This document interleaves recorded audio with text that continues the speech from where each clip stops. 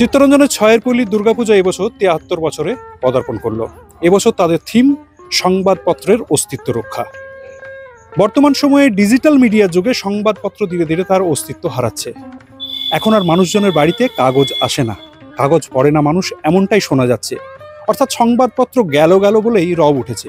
আর সেখান থেকে সংবাদপত্রকে বাঁচিয়ে নিয়ে আসার চেষ্টা, সংবাদপত্রের প্রতি আবার উৎসাহ ফেরানোর চেষ্টা করছে ছয়ের পল্লী দুর্গাপূজা। এখানকার মণ্ডপে যাই তৈরি হয়েছে তাই তৈরি হয়েছে সংবাদপত্র দিয়ে। সংবাদপত্রের ঠোঙা, নৌকো থেকে শুরু করে আরও বিভিন্ন মডেল তৈরি করা হয়েছে কাগজ দিয়ে, এবং তাই মণ্ডপে শোভা পাচ্ছে। শুধু তাই নয়, সমস্ত সংবাদপত্র, বাংলায় যে সমস্ত চালু সংবাদপত্র রয়েছে তা কিন্তু এই মণ্ডপে দেখা যাবে পুজোর সময়। অস্তিত্ব রক্ষায় সংবাদপত্র।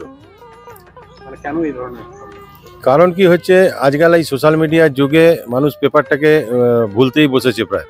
তো আমরা আগে যখন স্টেশনে যেতাম ট্রেন ধরার জন্য ভোরবেলা, তখন দেখতাম হাজার মানে শখানেক হকার যে হকারি করছে, কিন্তু এখন আপনারা যদি কেউ যান স্টেশনে দেখতে পাবেন 2 থেকে 3 জন হকার বসে আছে পেপারগুলো দেওয়ার জন্য। কিন্তু আজও যে মানুষের জীবনে যে পেপারের যে ভূমিকা, সেই ভূমিকাটাই আমাদের তুলে ধরাই হচ্ছে লক্ষ্য।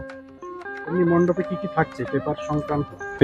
পেপার দিয়ে ঠোঙা বানানো হচ্ছে, পেপার দিয়ে নৌকা বানানো হচ্ছে, পেপার দিয়ে বিভিন্ন মডেল বানানো হচ্ছে, সবটাই পেপার দিয়ে, সমস্তটাই পেপার দিয়ে। তুমি কি খবরের কাগজ পড়ারও থাকবে মণ্ডপে সেদিন?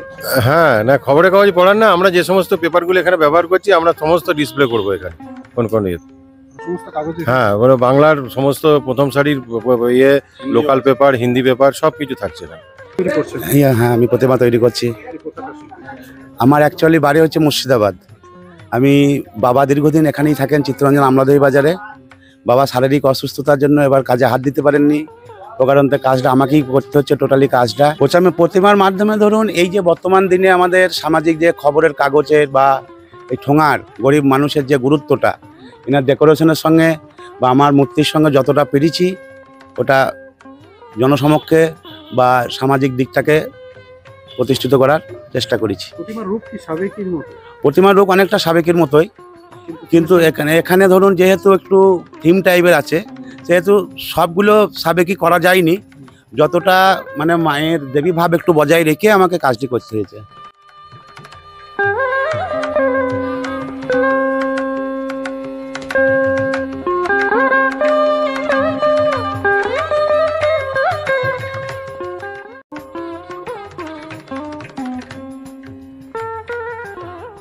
মানুষজন এই প্রতিমা দর্শন করতে এসে এবং মণ্ডপ দর্শন করতে এসে তারা আবার পুনরায় সংবাদপত্রের প্রতি আকৃষ্ট হোক, এমনটাই চাইছেন পুজো উদ্যোক্তারা। চিত্তরঞ্জন থেকে তারক চট্টোপাধ্যায়, ইটিভি ভারত।